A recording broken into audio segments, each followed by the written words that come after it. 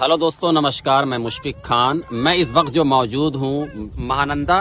नदी और ये किशनगंज एएमयू कैंपस के बीच में खड़ा हूँ। यही वो जमीन है जो 224 एकड़ जमीन की मंजूरी दी गई थी यूपीए की सरकार में साल 2013 में, जो लगभग 224 एकड़ जमीन का यहाँ पर एएमयू कैंपस के लिए उसका चयन किया गया था। और बाज़ाब्ते तौर से यूपीए की सरकार में जिस वक्त डॉक्टर मनमोहन सिंह देश के प्राइम मिनिस्टर थे, उस वक्त शिलान्यास भी किया गया था और इसे 136 करोड़ रुपए से की मंजूरी भी दी गई थी, जिसमें 10 करोड़ रुपया तत्काल मिल भी गया था, जबकि उस वक्त मौजूदा सांसद यहाँ पर इसरारुल हक साहब थे। आप देख रहे हैं कि ये अब जो मैं दिखा रहा हूँ आपको एएमयू कैंपस के लिए बाज़ाब्ते तौर से इस जमीन को चिन्हित करके जमीन की घेराबंदी भी की गई थी और चारों तरफ इसके दीवार खड़ी कर दी गई थी, जिसमें करीब 10 करोड़ रुपए खर्च हुए और अभी तक 126 करोड़ रुपया लंबित है, जिसके कारण यहाँ के लोगों को शिक्षा हासिल करने में काफी मुशक्कतों का सामना करना पड़ रहा है। हालांकि इसकी लगातार आवाजें उठाते रहे हैं, चाहे यहाँ के मौजूदा विधायक अख्तरुल ईमान साहब जो आमौर से विधायक हैं,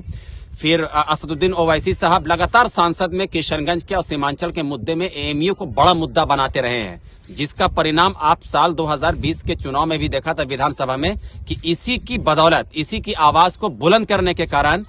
अख्तरुल ईमान को और एआईएमआईएम को बड़ी कामयाबी मिली थी और 5 विधायक सीमांचल से वो जीत कर आए थे। जो पहली बार एएमयू का अगर कहा जाए, यहाँ पे बड़ी लॉटरी लगी थी बिहार के अंदर में। और बिहार के अंदर में जो एएमयू का एक जो कद बढ़ा था, जो फैला था बड़ा तेजी के साथ, उसका सबसे बड़ा जो कारण था वो अख्तरुल ईमान का ये एएमयू कैंपस के लिए आवाज उठाना। और अब तक इसके लिए आवाज उठा रहे हैं, संघर्ष कर रहे हैं। फिलहाल एएमयू कैंपस के लिए एक भाड़े की बिल्डिंग तो ले ली गई है, वहां पर कुछ तादाद में ही बच्चों को शिक्षा दी जा रही है, लेकिन अब तक जो एक बड़ा पैमाना है शिक्षा का, जिसके बीच में एक जो खाई बनी है, जिस तरह से ठीक महानंदा नदी बह रही है, काफी चौड़ी नदी है, गहरी नदी है, और इस पार से उस पार जाने के लिए एक खाई है, ठीक उसी तरह एक छात्र और शिक्षा के बीच में वो खाई बनी है ये एएमयू कैंपस। हालांकि जब ये कैंपस की मंजूरी मिल गई, 224 एकड़ जमीन को चिन्हित कर लिया गया, 136 करोड़ रुपए की लागत में इसके ऊपर खर्च करने की मंजूरी मिल गई, लेकिन इसके लिए लगातार जिस ताकत के साथ, जिस जज्बे के साथ यहाँ से मौजूदा आमौर से विधायक अख्तरुल ईमान, जो खुद यहाँ के बेटा है, सीमांचल के शेर कहे जाते हैं, एआईएमआईएम के प्रदेश अध्यक्ष भी है, वो लगातार बातें उठा रहे हैं। और यहीं तक वो मामला नहीं रुका, बल्कि जब असदुद्दीन ओवैसी साहब आए थे तो इसी एएमयू कैंपस आप देख रहे होंगे, इसी नदी में वो उतर कर क्रॉस किए थे भीगते हुए, जूता पहनकर। फिर इससे पहले जो पूरा जब वो किशनगंज का पूरे सीमांचल का जब वो दौरा कर रहे थे कि यहाँ के लोगों की बदहाली का बड़ा कारण क्या है, जैसे फिलहाल अभी आपने कुछ ही दिन पहले देखा आपने खाड़ी बाइसेल पुल